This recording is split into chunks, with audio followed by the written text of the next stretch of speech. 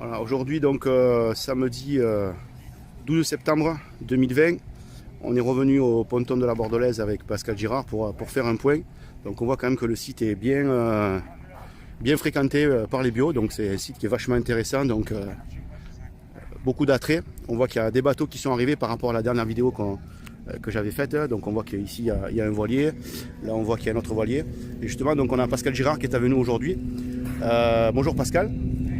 Alors quel constat on peut faire aujourd'hui? Alors c'est vrai que d'habitude on est assez focalisé sur la biodiversité, à chercher des espèces, de limaces, d'hippocampes, etc. Mais dès qu'on prend du recul, on s'aperçoit que le site il est quand même jonché de débris, de déchets partout. Et on a vraiment l'impression de plonger parfois dans une décharge. Et donc c'est le constat que je fais quand on prend du recul par rapport aux plongées qu'on peut faire sur ce site. D'accord.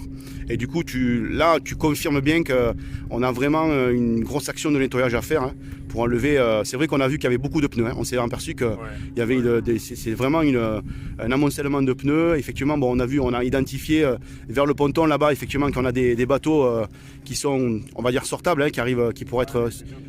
Voilà, les deux qui sont au fond, qui sont pas trop colonisés. Celui-là qui est au bord et surtout celui-là qui vient d'arriver, il est tout nouveau. Ouais. Et c'est même dangereux, la limite.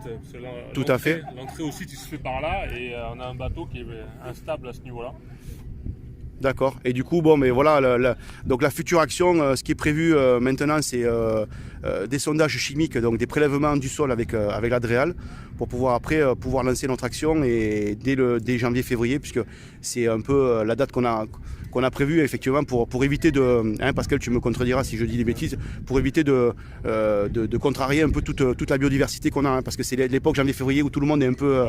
Il faut éviter de contrarier la biodiversité, de relâcher des polluants qui pourraient être enfouis dans le sol, donc à la fois pour la biodiversité du site, mais des polluants qui pourraient aussi sortir du site et aller toucher les tables ostréicoles qui sont un peu plus loin. C'est important de savoir ce qu'il y a sous le sédiment et pour éviter toute pollution désagréable. Tout à fait. Et bon, on a vu qu'effectivement, il y a vraiment beaucoup de choses à sortir. Et bon, je doute fort qu'on arrivera en une matinée ou une journée à sortir ça. Donc ça veut dire qu'il faudra renouveler nos actions, hein, parce qu'il y a vraiment beaucoup de choses à faire. Ouais. Ok, bah, écoute, merci Pascal. On vous tient au courant. Donc les amis, voilà, on a fait un petit constat. On a vu qu'il y avait beaucoup de choses à sortir. On vous tiendra au courant. Il y a une page Facebook qui va être créée sur le site de Projet Rescue Océan, donc un événement particulier. On mettra toutes les informations dessus avec les dates prévues, toutes les actions. Et si vous voulez nous contacter, on se fera un plaisir de vous répondre. A bientôt, merci et on se tient au courant.